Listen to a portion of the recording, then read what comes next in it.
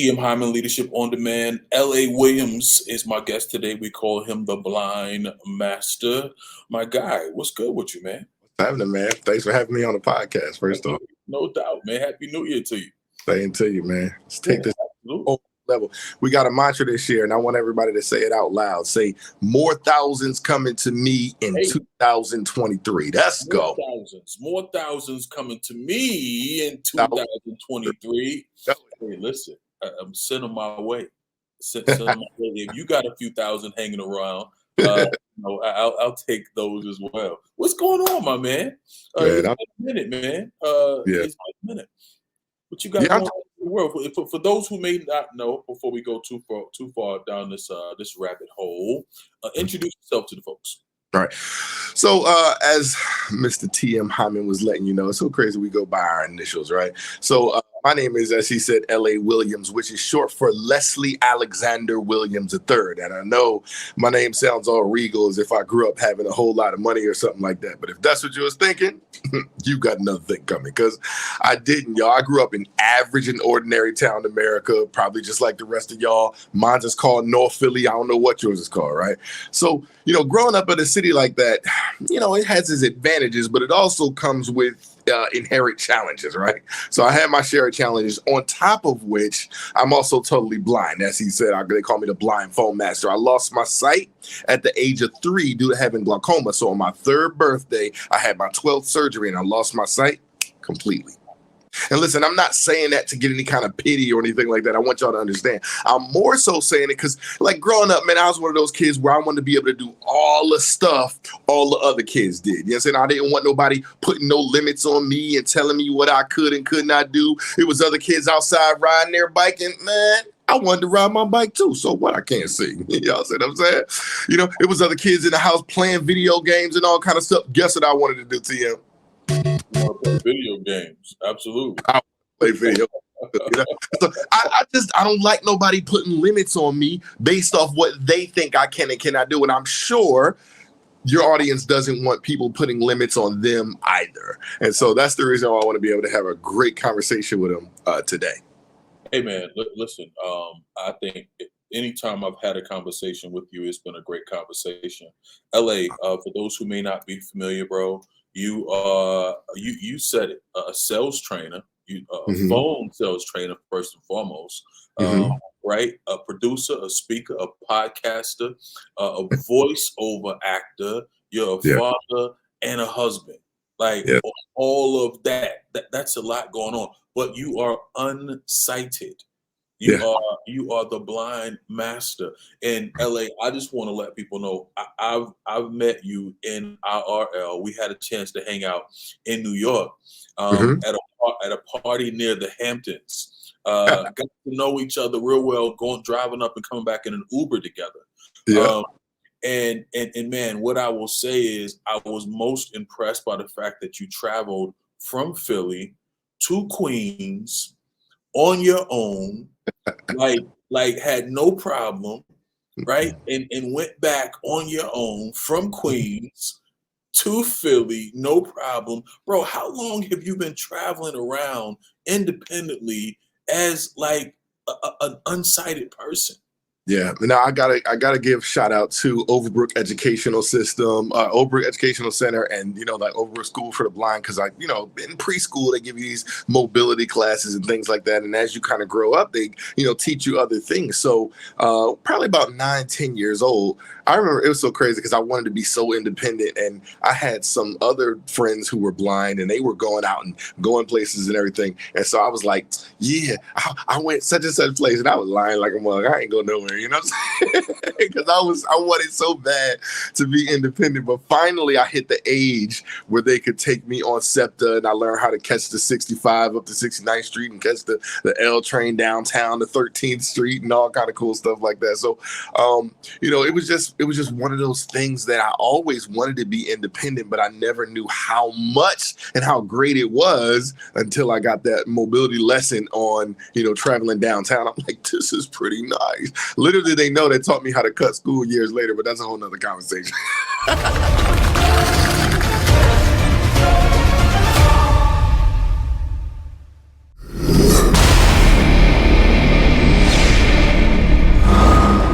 Hey, one thing that I love, one of the quotes you have is, "I help people see and solve the problems that they can't see for themselves." Hmm.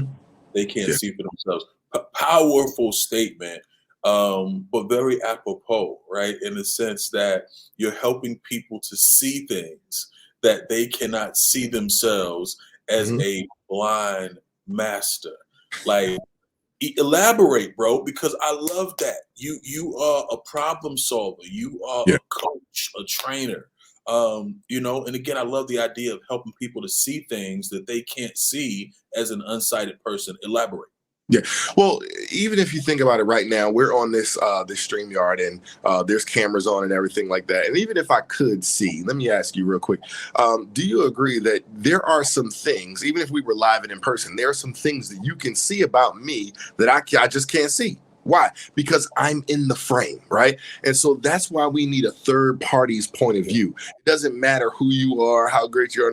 You're going to have blind spots. There's certain key thing.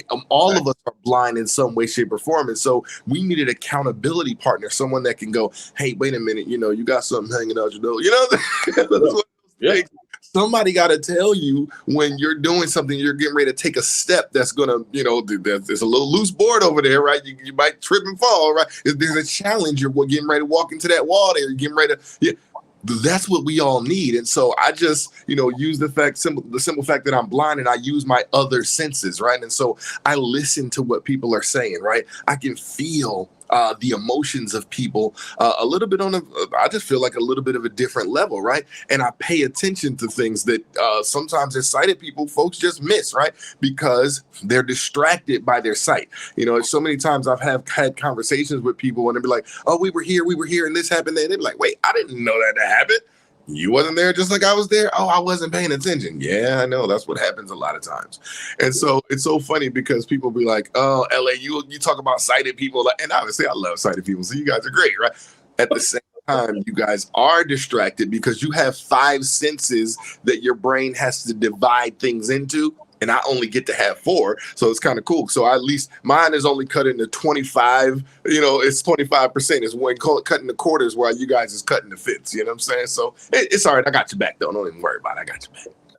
I can hear what you can't see. I can hear what you can't see. Bro, Mhm. like super, super powerful. But I think we understand it. We know that when you lose a sense, it kind of turns up other senses, right? And Well, so let me read it because everybody's like, oh, you lose a sense and your other ones get stronger. that's Nah, what that's how that- I guess that's what we've at least yeah, been taught to believe. yeah. So let's kind of put it in this context. So you know how if a new mom and somebody who they just had a baby and everything like that, there's certain things about that baby's cry that they only notice, right? You'd be like, oh, that's a hunger cry. I'll be like, what? That's a what? Because I don't know nothing about that, right? That's a tired cry. That's a wet cry. And so as a new mom, you're tuned into your baby Yeah. a whole lot more than other people. Well, that's my situation as well, right? It's not that my senses are any stronger than anyone else's. Again, my brain just says, okay, hey, you know what? I'm not being distracted by sight. So therefore, I'm going to pay attention. I'm going to use my hearing. I'm going to use my sense of touch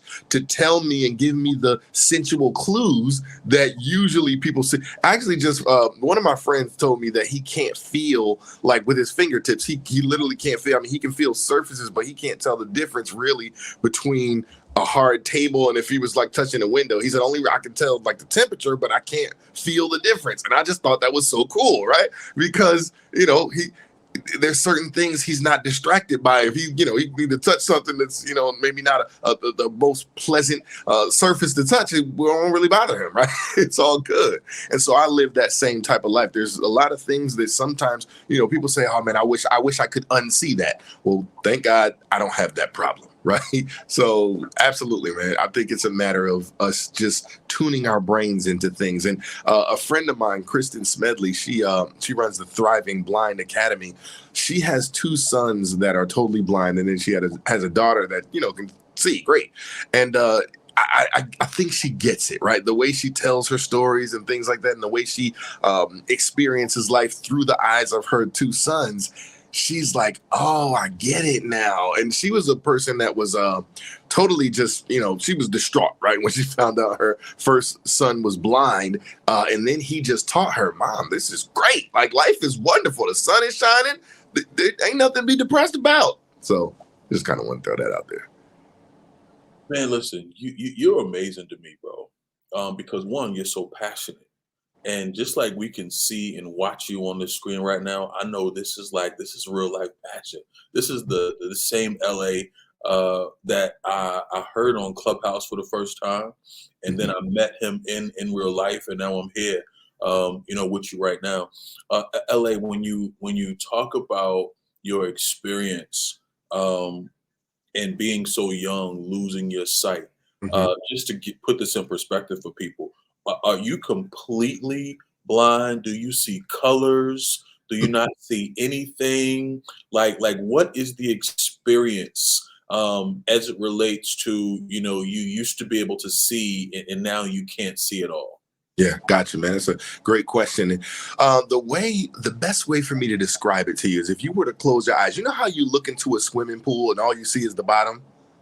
Yes. Well, it's like looking into a swimming pool that has no bottom. A lot of people think it's dark, but that's not dark at all. That's clear. And so what it allows me to do is to paint what picture I want to paint, right? Because the absence of light, darkness, and all, I don't have none of that, right? It doesn't really matter to me. It's totally clear. And so I get to imagine. See, the cool part about, I remember being, 1 year old, and they say I knew my colors by the time I was 1, right? And so sometimes I kind of feel funny when I come across blind people that never had their sight, right? They were like, I'm born blind. I'm like, oh man, you don't even know. If I tell you, man, she got a blue dress on, you know what I'm saying? She, chocolate skin, you can't even really imagine it. Like, and they always say, you miss what you never had, but I wouldn't, I would miss it. You know what I'm saying? I don't know. But yeah, man, colors are just amazing. And I think that for me, if I, to describe it that way really paints, I think, a vivid picture, because you can literally design. You can, and it's just like life, right? In life, it's a totally open canvas. It's up to you to paint whatever picture you want. And then the cool thing is you get to live in that picture. But so many people don't attack life that way. They look at life with, okay, here are these lines and these are these borders and I can't go this place and I can't go that place. But I've never liked limits. I always wanted to paint my own. One of my friends, they make jokes about me, because we'll go to the restaurant and, folks would just tell me what's on the menu and stuff. And they'd be like this and that and this. And I'm like, can I make my own meal, right? Because I don't like the rice being mixed with that or the chicken. I want to make what I want to eat, what I want to eat, right? And so I just think that's they always pick on me. They're like, you always can I make my own meal. I literally said that to a server at a restaurant one time. So.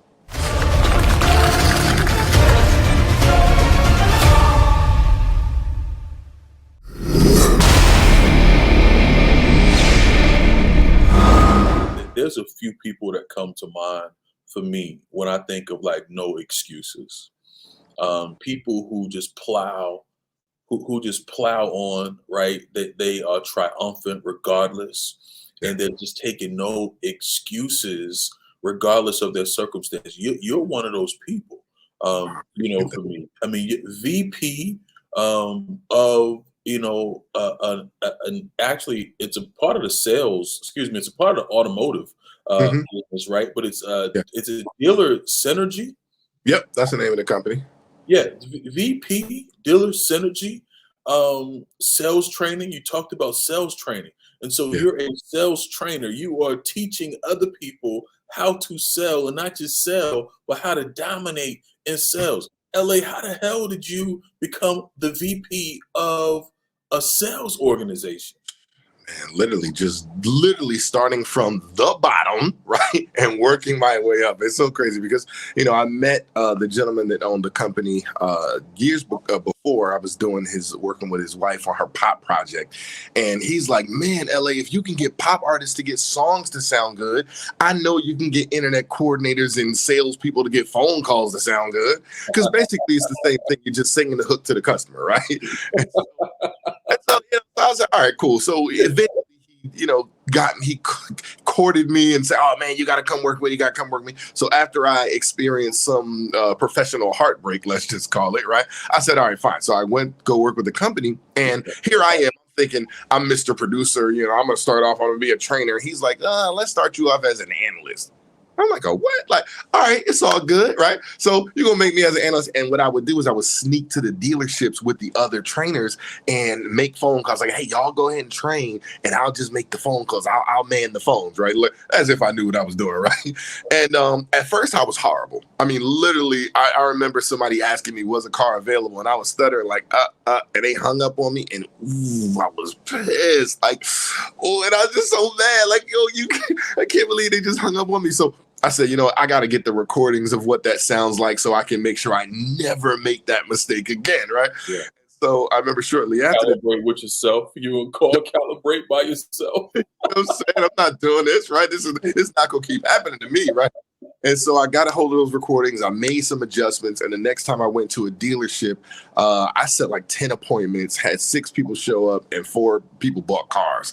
And from then on, I said, all right, I'm getting this thing. And outside of this, as you know, I'm licensed in personal finance, and so I've been obviously practicing that style of selling and talking to people about their money, right? Which really is not really talking to people about their money. It's more so managing their emotions about their money. And so you start to learn a thing or two when you're dealing with so many different types of people as to how sales really works.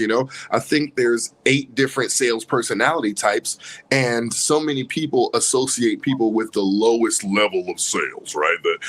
First of all, the socializers, the people who just talk, and eventually they make a sale, right? Those people aren't going to be very successful. Then a lot of people, they tie people to the aggressive people, right? Oh, you got to buy. Hey, what? And they try to trick people into buying and all that kind of stuff. Those people aren't very successful either, but people think that that's what sales is, and it's so not, right? And so that's the bottom 15% of salespeople. And unfortunately, if you're coming across those people, you're probably getting a negative connotation when it comes to sales, but there's way higher levels, right? Number 3, you got the narrators, right? People who, they might learn a thing or two about the product. They understand the product, but they do not understand people, right? And so those people have a hard time making sales because they just understand the specs, codes, options, right? And then you got the focusers. Now these people, they put in the work, right? They not only do they know the product, they know it inside and out, right? But again, they still have a challenge working with people, and so they don't make a lot of sales. That's the bottom 50% of sales. That's the first four rungs of the sales ladder, right? You don't really start making any money, and I think I kind of fell in this category right here, until you start becoming a storyteller, right? Now, as a storyteller, you're not going to make a lot of money, but at least you become memorable. I was always memorable, at least. I felt like, I would tell these great stories, and people were like, oh man, your presentation was awesome. And then they wouldn't buy. And I'd be like, oh, wait, he done buying from me. This is crazy. I don't know what to do, right? Until I learned to become number 6, a consultant. And what consultants do is they ask a lot of questions. You must learn to ask a lot of questions in sales so that you can find out how you can help a person. Right now, in the beginning, you're asking all kind of questions. You don't know what you're asking. You're just asking stuff. You're just trying to figure out stuff. You're just trying to learn stuff. But then when you get to number 7 and you become a closer, you begin to ask the right questions, right? It's not just about asking questions. Now I've learned how to ask the right questions that make you think, questions that disturb you, questions that make you say yes, questions that make you say no, questions that make you, give me a paragraph if I need you to, right? And so I learned to ask the right questions as being a closer. But then there's another level that Take us there, brother. Take us there. There's another. So I talked about 7 areas. I talked about the socializers, the aggressors. I talked about the narrators and the focusers. I talked about the storytellers and the and the consultants. Then we talked about the closers, and people think that's the highest level. But number 8, the highest levels are the experts. See, experts in sales, they have the best of all the first 7 that we talked about, and they're prepared.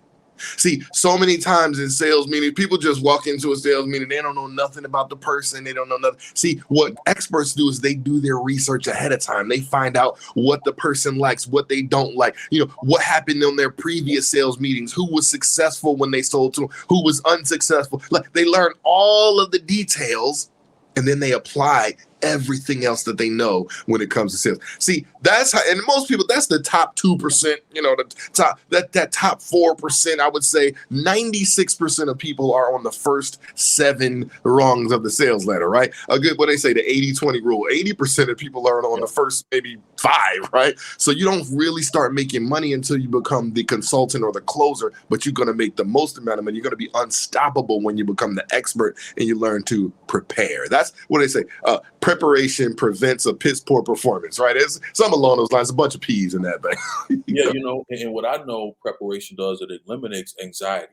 Absolutely. It eliminates anxiety, and you're spot on, bro. I mean, it's all about asking the right questions, the right questions for sure, through an expert lens. You have to show up as the expert, be the expert.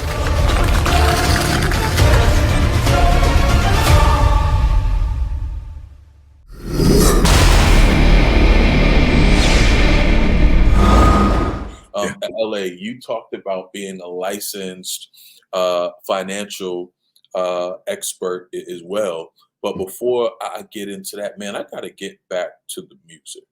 Okay. Talk about being a producer.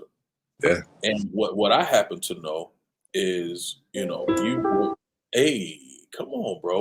Listen, in your app, in your bio on Clubhouse, it says, audio is my world. Mm-hmm. Help the people to understand how powerful of a producer you are. Beyonce, Lil Wayne, Nas, and the list goes on and on. But bro, like play a little bit. How did you get into this Stevie Wonder, Ray Charles mode of music that you're in, bro?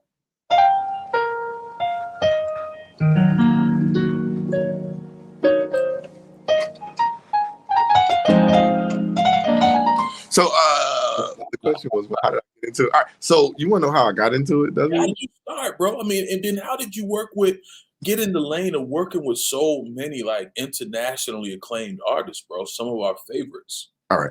So I'll tell the quick version of the story, right? Because the real story is I remember when I was 4 years old and somebody brought their music equipment outside and they was letting me play with it. And then when the other kids came outside, they was acting all funny on me, like, stop touching it. Like, what? You just let me touch it before? And I said, what? I'm getting my own stuff, right? This is what I said at 4 years old. I'm getting my own stuff. And so years later, I learned my cousin was rapping, right? I was like 11 years old or something like that. My cousin was rapping and my dad had to go to work. So somebody had to watch me. He's like, man, Uncle Les, I got to go to the studio. They was like, well, take him with you, man. And he was like, all right, Lil Les, because that's what they call me, right? Lil Les, sit in the corner, don't say nothing. I was like, all right, fine. So I did. And then at the end of them, corner doing their little thing, they was like, well, little producer over there, he said, Lil man, what you think? And I was like, I mean, it's okay.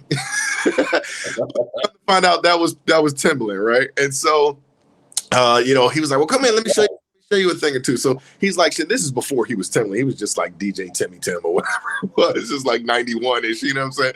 So, was this in Virginia Beach, Virginia? This is in Richmond, Virginia. I was just out of Richmond. Okay, I knew it was in Virginia somewhere. Yep. So it was crazy because he taught me the little stuff, and I was coaching them and saying, I know y'all not saying it right. You got to say it like this, say it like that. And it was crazy because they end up competing and winning like $25,000 or whatever it was. I think I maybe got $20, you know what I'm saying? But it was so cool because it put me on a trajectory and knowing what I wanted to do with life. I was always not like music, but my step pop was a DJ, but I was like, I don't want to play the records. I want to make what's on the record. How do I do that? He was like, oh, young man, you want to be a producer. And so, I think I learned all of that stuff. But man, when you talk about working with people, that's simply just being where you're supposed to be, right? People say being in the right place at the right time, but being in the wrong place at the right time. So it's being in the right place at the wrong time, right? It's just being where you're supposed to be. So for me, the Beyonce thing happened because initially I met her at the House of Blues in Orlando.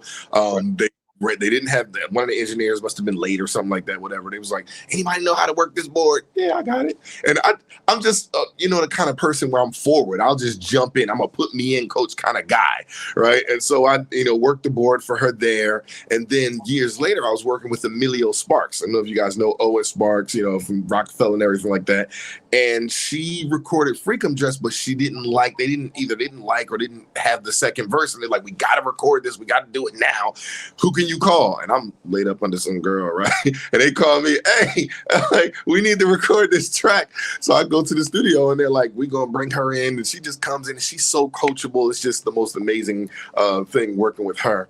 You mentioned, he said Lil Wayne, another situation where it was a gentleman who I went to high school with was asking me to make these beats. And now this is the thing. See, people don't know the pain you got to go through, right? So this guy is, cool guy, it's my guy, right? But the music industry, you're doing a whole lot of stuff, and we're trying to send files back and forth and all of this stuff. And so it's one particular track he asked me to do to remix the Katy Perry track, and I did it, I want to say in like April, right?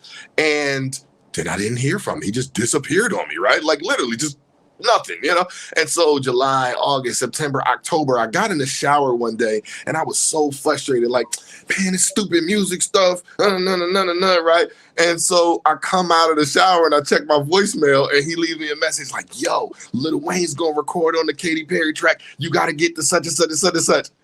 Totally, you see what I'm saying? Because a lot of people quit before they get their, they get the daggum goal. And so we go down there and I fly down there and we put it all together, and Wayne just blesses the track, and it's just the most amazing thing. So again, sometimes it's about being in the wrong place. You just got to be where you're supposed to be. You just got to be that person, be available, be the don't always just think so negative. I mean, even for me, I thought negative, but thank God I wasn't able to take any negative action, like send him some mad email and like that, right? Because as soon as I come out the show, it's the moment that you think that something is not going to happen, that something happens. People absolutely from goal, right? Most people quit when they're 3 feet from goal. I'll tell you the last story you mentioned about the Nas thing. Again, another accident. This one I'm probably gonna get in trouble for, but it's all good, right? So I work with Ab Lava. He was, a Philly artist and things like that. He writes for Dr. Dre. So he has Dre beat CDs and all kind of stuff like that. So when Ab Lava comes to the studio, he's like, Dub, I want you to check out these tracks. And they put the CD in the computer. I think I'm going to copy and paste these joints to my file. What I'm saying? So, but not that I wanted to do anything, underhanded or anything, but I just want to be able to study the greats, right? So I want the tracks. So I get the tracks, and then I'm like, all right, well, since I got them, I might as well record some piano stuff on top of it, right? Since I got him, I might as well put some strings on it. And then when Lava heard it, he said, yo, that's hot. Let Dre hear it. So he lets Dre hear it, right? Something I was never supposed to do in the first place. Dre is like, yo, that's fire. We need it for this track I'm, doing with Nas and Marsha and all that. And then bam, you know what I'm saying? So see, again, that you can't really tell this because I technically shouldn't have done it, but I did it, but I wasn't doing it for a bad reason. I was just doing it so I could get better, and somebody ended up liking it and it ended up working out. So this goes to all of those scary people who are like, oh, I better not do this. I better not do that. Well, only reason why you're acting like that is because you might do something, and do something negative, right? But if you know your heart, right? If you know that you're doing it for a positive reason, then positivity can come out of it. So those are those 3 quick stories. Well, appreciate those shares, bro. And for me, like you just said it, just show up. Mm-hmm. Just show up. Mm-hmm. Be willing to bet on yourself, but just show up at the end of the day. Again, to me, you represent no excuses, LA. Financial expert, you're into insurance and in stocks and all of the important things. What advice do you have for those who are listening and watching right now, specific to financial literacy? That's a Huge question, because it really depends on where you are, right? And most people, I'm just going to talk to folks like they're at the beginning, and the very thing that people don't do is one of the simplest things you can do, but they don't think that it's simple, and so they never do it, right? And so what I'm talking about, y'all about to be mad, right, is saving money. Make us mad, man. I can't save no money, LA. What are you talking about? Yeah, man, you gotta save money, right? You should literally, and this came from the book of The Richest Man in Babylon. You should save 10% of all you earn is yours to keep. LA, I can't survive off 100%. Good. Well, then that means 90% ain't that big a difference, right? A little lady once told me, she said, baby, if you got $100 and you spend $100, you're not gonna have everything you want. And if you got $100 and you spend $90, you're still not gonna have everything you want. But at least you got at least you got $10. And I said, that just makes sense, right? So on top of the book teaching me what it taught me, I listened to what she said, because it's really not that big a difference. If you just make it, somebody give you $100, you turn it into 90, you better work with that, right? Just act like you never even got it. Just start to set aside 10% of your income. Okay, but LA, what am I supposed to do that for? Well, when opportunities arise, if you keep doing that, eventually you'll grow a pile of money, right? And then if you learn how to, invest it properly, meaning putting it into things that, see, people got to learn the 5 laws of gold. I'm not going to get into it right now. People, you really should read the book, The Richest Man in Babylon, right? But because you got to learn what to do with money, right? Here's the other thing. A lot of people don't set aside, something in case something were to happen to them, right? You got kids and everything. People be cracking me up. Oh, my mama got life insurance on me. And you got kids, bro? Hold up. Like, you was man enough to make them bad boys, right? But you don't want to protect your income if something happened to you, so that they can talk about it, brother. Talk about it. They just wilding, right? Now, I know there's 2 different types of insurance that you could have. I always say the wrong kind and the right kind, right? There's 2 different types of life insurance, and I personally I mean, the whole life insurance to me is a huge ripoff, only because I understand how it works, right? To me, term insurance is the way to go. Why? Because it costs a whole lot less, right? And so the extra money that you were paying to your whole life, policy that they say you can borrow against, right? Which I don't know, why would I put out money that I can borrow? But that's a whole nother conversation, right? But I can take that money and I can actually invest it. And when I need some money, I can just go get it. I don't need to borrow from myself. And it's amazing how they paint these piles. Dude, it's my opinion, right?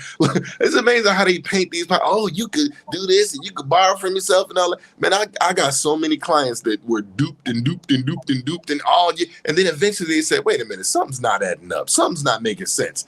End up in a whole bunch of debt and everything like that. But, it is what it is. We help folks get it straight, right? I think folks should have pure, simple insurance. Insurance is not supposed to be something that you get money out of. You don't get money out your car insurance, right? You don't get money out of your home insurance. What make you think you're supposed to get money out of your life insurance? They've tricked us to believe that it's supposed to be an investment, and it's not. It's called insurance for a reason, right? And the other half of it is, I think the challenge with insurance is nobody needs insurance until they can't get it. I mean, come on, like, who in the world really who wants car insurance? Nobody want or need car insurance until they get in an accident, right? And then they be like, oh, shoot, I need some car insurance. Too late, right? It's too late. What home insurance? Tia, please, my house is not got nice. My house ain't nothing, bro. Oh, shit, it's a fire. Oh, no, I need some insurance, right? And life insurance. I'm good. Well, I'm going to get it when I'm old. All right, well, that's first of all, when it's expensive and all that kind of stuff. You want to get it while you're young and you're healthy, because now once you get older and you got all these ailments and everything, who want to insure? People be cracking me up. They be mad, right? Oh, why they want to charge me more because I got such and such and such and such, because you should have got it before you got such and such, right? But you can't really say that to people. They get real mad at you, right? But I will say this, and I guess I could put this my own family personal business, right? I could say this, right? My own son's mother, right? I've been doing insurance for years and years and years, right? Something happened to her. She got a little diagnosis and everything. Then she gonna talk about something. Oh, I guess I should get that life insurance. I'm like, it's too late now. You should have been $1,000 now. You know what I'm saying? Now, luckily, I got not only my son, but I got her other kids covered and everything like that. So it's all good. I mean, as far as them is concerned. But her, I don't know what to tell you, Shorty. It's a good thing I saved money, because if something happened to her, I know it's going to be on me.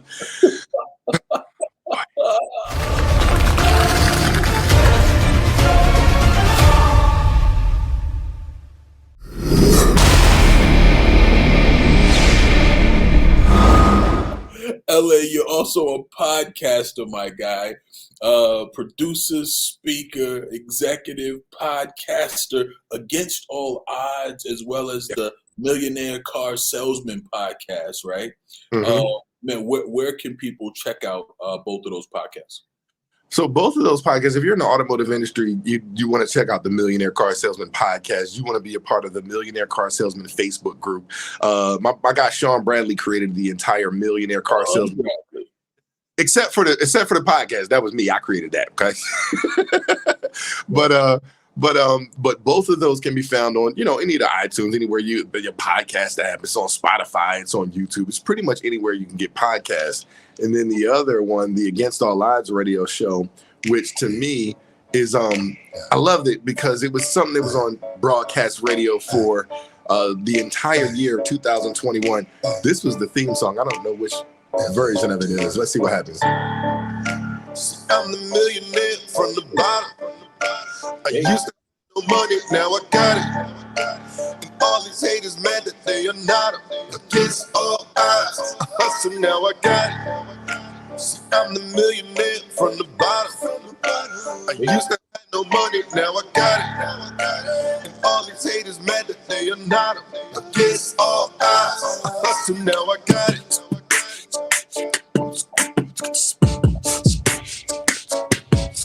Hey, yeah, that's what I said. That's it. Hey, listen, you're so damn dope to me, bro.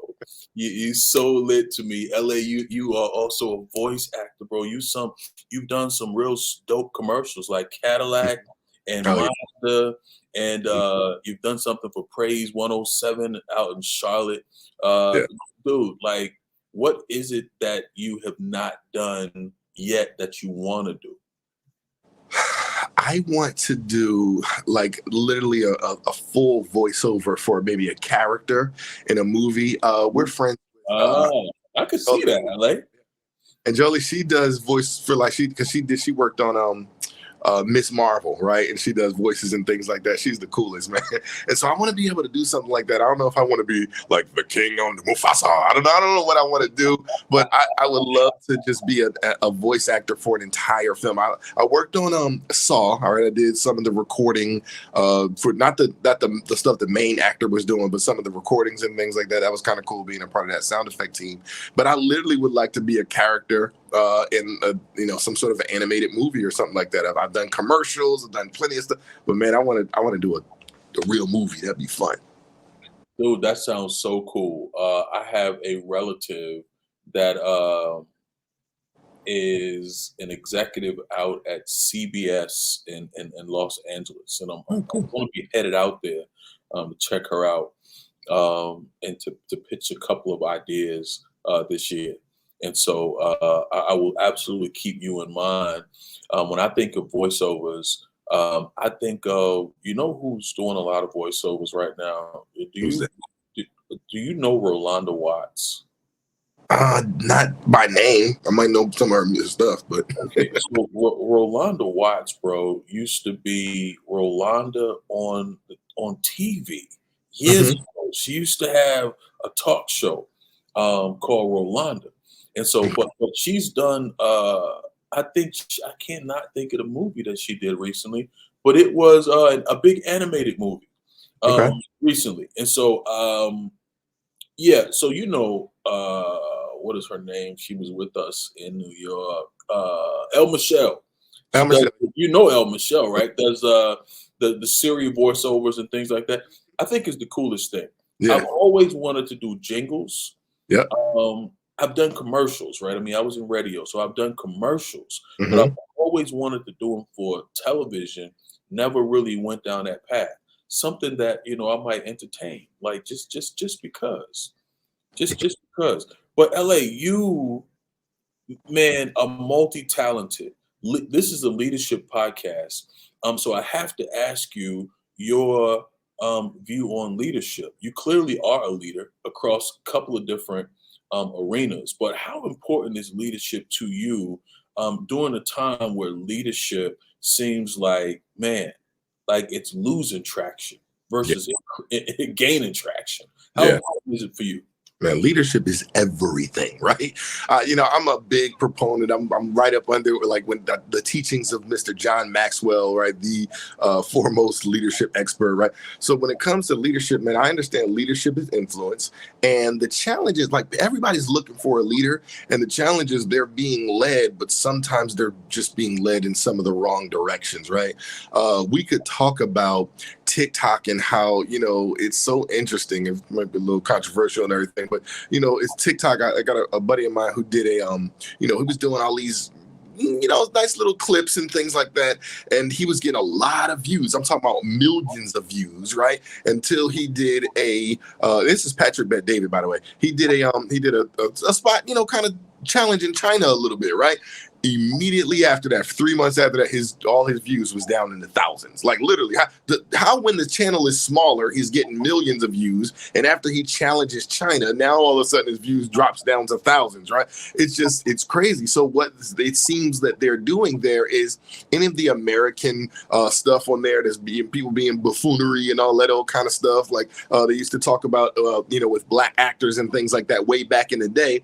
They would only have them playing, silly roles. Like they never wanted you to be able to see yourself as something amazing, right? You understand Black Panther was not happening back in the 30s, 40s. That was just not happening, right? Because nobody, you didn't want to be a hero. And so China's kind of doing the same thing. If it's anything that's smart or, just inventive and respectful and everything like that, they'll let that come out for the China characters. But for the American characters, it's always somebody who's doing something silly, something crazy, something that they probably shouldn't be doing, so that they can influence the American society to do that. I'm just saying what I'm saying. Like I said, I know you ain't necessarily asked for all this. However, leadership is everything. I'm just making that point. And so for me, I am the kind of person where I like to be that, down to earth leader, that guy is, hey, I'm right there with you. But you also know I mean business when it's time to mean business, right? There's things that we absolutely must get done.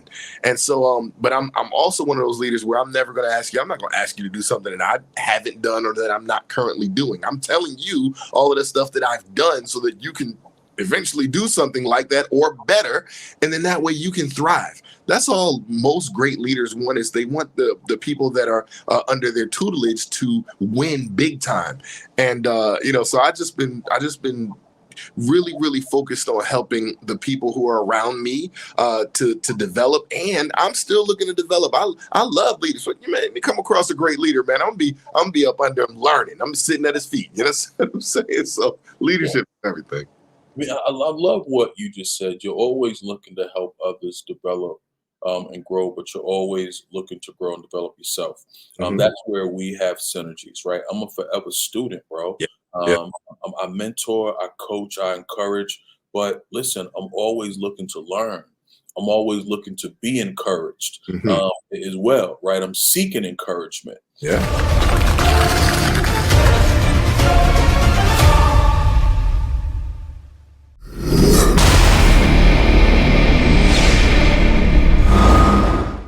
I think the podcast name, Against All Odds, I think that is a lifestyle for you. It's like, I'm going to get this done against all odds, right? But where does that confidence come from? Where does that determination come from? Well, I told the story earlier about, just people kind of counting me out, right? Just because I can't see, they think that certain things can't happen. I mean, all the way from, being a kid, right? It's like, oh, my sister could go places, but I can't because, my aunt maybe didn't want to have to look after a blind kid. You see what I'm saying? I mean, that's just all that kind of stuff, whatever it was, whether it was riding bikes, playing video games, all that kind of stuff. I could do stuff, right?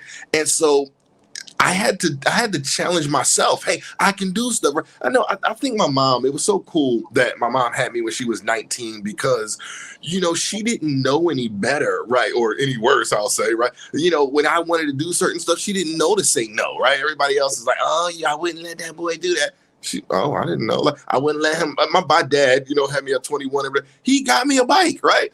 why would you get a blind child a bike? Well, thank God that he did. You know what I'm saying? Like, you know, they got me video games. They got me. My dad talks about how I never asked him, and he never even thought about getting me what he calls a blind toy. I don't know what blind toys are, but you know what I'm saying? Right. Just never thought process. It was always like, I mean, he gonna do all the stuff y'all can do. And I remember one time I had my aunt Sarah. She's the funniest character ever. I'm telling you, you just laugh thinking about Aunt Sarah. So one time my cousins, and they were like playing with a ball or something like that. They was acting like they wasn't gonna let me play. So she said, all right, you know what? I'm gonna blindfold all y'all, right? And she sat us in a circle. She's like, y'all gotta pass the ball to each other. And if you miss it, like, I don't know, she gonna get you. So she's like, you miss it, then you gotta go find it. And what she would do is she would take the belt and she would whoop them until they found the ball. And so it was crazy because of course I ain't never missed the ball. I made sure I grabbed that daggone ball. But funny thing is, I think I did miss it one time, and she whooped me too until I could find the ball. So I mean, again, when you grow up with that type of, you know, those type of parents and aunts and stuff like that, man, you don't think that, you know, you can't do stuff, right? You know, my sister she always had my back. My little big sister, she's so small, she did nothing but 5'2". But when I was a kid, she was still bigger than me, right? And she would like stand up for me and stuff like that. But she would never let nobody punk me, right? She would, you know, like, yo, go out there, do something, right? And so I just never had the mentality of, you know, I can't or whiny and none of that kind of stuff. I always just felt like I can do stuff. I told y'all my mantra is put me in, coach, right? I could do stuff. Let me give it a shot. I got so many stories about, you know, people thinking that I shouldn't have the shot. And then I come in and just shut stuff down. You know what I'm saying? He helps people to see and solve the problems that they cannot see themselves. Listen, you can log on to meetwiththemaster.com, meetwiththemaster.com. He's a sales trainer. He's a producer. He's a podcaster, a speaker. He's a voiceover actor, a father, a husband. He's my guy, L.A. Williams, the blind master, my guy. What advice would you give to someone who feels like they are being counted out right now, LA? What would you say to that person? I would say, who are you listening to? That's what I'm asking. I'm like, who are you listening to? Because the only person, I know they say other things, but the person that matters is you. Are you counting you out? Because that's really what's going on. If we're honest about the situation, it's not that other people are counting you out. It's you counting you out. Because if you don't count you out, you welcome them counting you out. You like, yeah, come on, let me think I can't do it.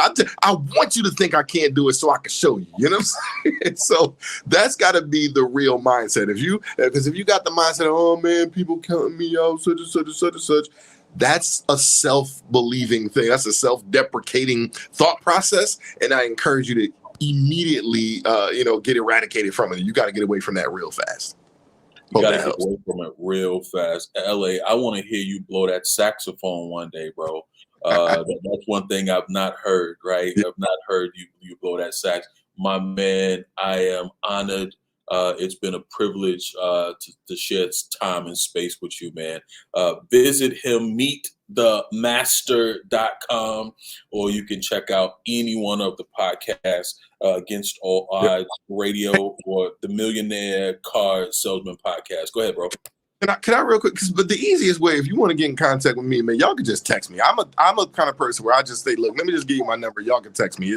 My number is 267-551-6279. Again, 267-551-6279. When you text me, I'm gonna send you a link so you can put your information in my phone and all that kind of stuff, and we can just communicate that way. If y'all, if you got a question, comment, concern, whatever situation you need me to do something, need me to help, whatever. Listen, I'm here. Just shoot me a text message. I appreciate it. Matter of fact, if you text me the word TM, I'm going to make sure whatever I do for you, I'm going to do something extra. Just text me the 2 letters TM. My guy. My guy. LA, bro, you all right with me, man. I can't wait to link back up with you, and it's going to be real soon. Appreciate you, man. Absolutely. It's been a pleasure.